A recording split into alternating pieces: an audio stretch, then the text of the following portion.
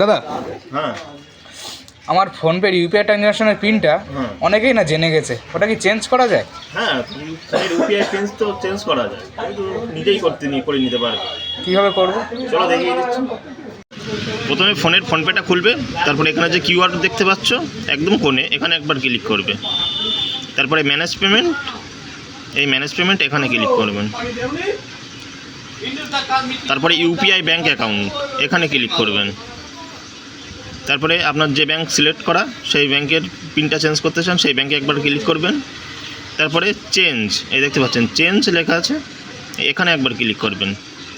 তারপরে আপনার যে বর্তমান পিন আছে ফোনপেতে, সেই পিনটা এখানে একবার বসাবেন। দেখুন এখানে 6 ডিজিট ওল্ড পিন, তার মানে বর্তমান যে পিনটা আছে এটা বসিয়ে নিলেন। তারপরে রাইট চিহ্ন এখানে একবার ক্লিক করবেন। তারপরে দেখুন কী লেখা আছে, এন্টার 6 ডিজিট নিউ পিন। আপনি যে নতুন পিনটা করতে চান, সেই পিনটা আবার বসিয়ে নেবেন। আমি আমার মতো বসিয়ে নিয়েছি, আপনারাও আপনাদের মতো বসিয়ে নেবেন। তারপরে আবার রাইট চিহ্ন এখানে একটা ক্লিক করবেন। তারপরে সেম টু সেম দ্বিতীয়বার যে নিউ পিনটা দিয়েছেন সেম টু সেম আবার বসাবেন।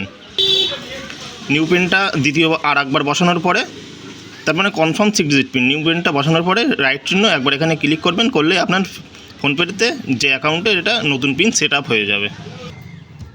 এবার ফোনপের পিন নিজেই চেঞ্জ করে নিতে পারবে তো? হ্যাঁ দাদা। ভিডিওটি ভালো লাগলে সকলকে বলো ভিডিওটি শেয়ার করে দিতে এবং চ্যানেলটি অবশ্যই ফলো করতে। ভিডিওটি সবাই শেয়ার করবেন, চ্যানেলটি ফলো করে রাখবেন এরকম আপডেট পাওয়ার জন্য।